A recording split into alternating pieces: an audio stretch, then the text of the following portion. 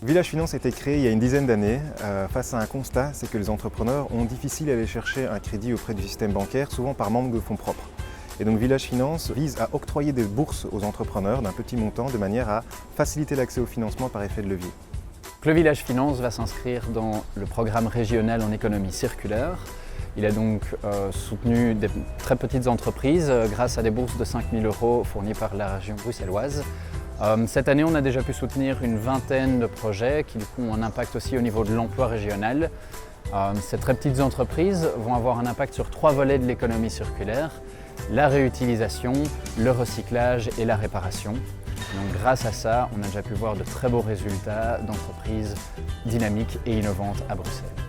Happinest est une boutique d'occasion pour enfants, donc on trouve des vêtements, des jouets et du matériel de puriculture. L'idée c'est de revaloriser tous les objets qui sont vraiment encore en bon état qu'on peut trouver chez des particuliers. Le magasin fonctionne en dépôt-vente, les articles donc en seconde main sont déposés, ils sont mis dans la boutique et ils repartent finalement pour de nouvelles aventures, et c'est pour ça qu'on peut parler d'un magasin d'économie circulaire, puisque voilà, les choses repartent.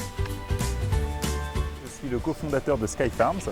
On est donc une start-up qui s'est lancée il y a 1 an pour faire des potagers d'entreprises collaboratifs. En fait, on développe avec un groupe d'employés un potager au sein d'une entreprise, et puis on va les coacher à travers toute une saison de culture. Alors l'économie circulaire, depuis le début, ça fait partie de notre ADN.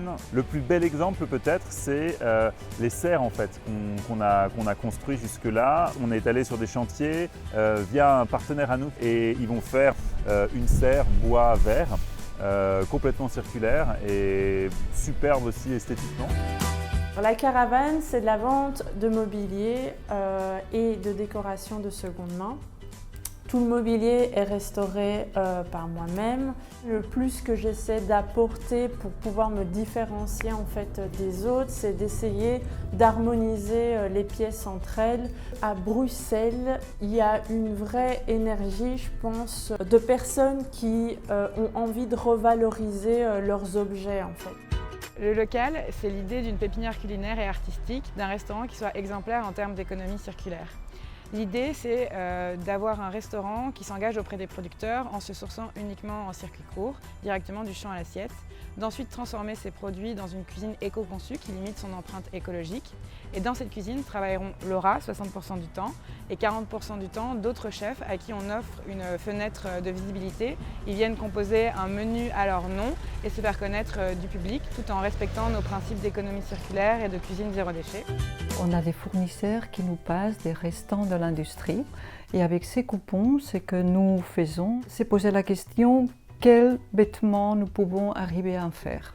Et puis bon, on passe à la conception, on coupe ici dans l'atelier, ça part dans la fabrication. Après, c'est la vente. Chaque vêtement se réinvente par les tissus que les composent. Chaque vêtement réinvente une histoire.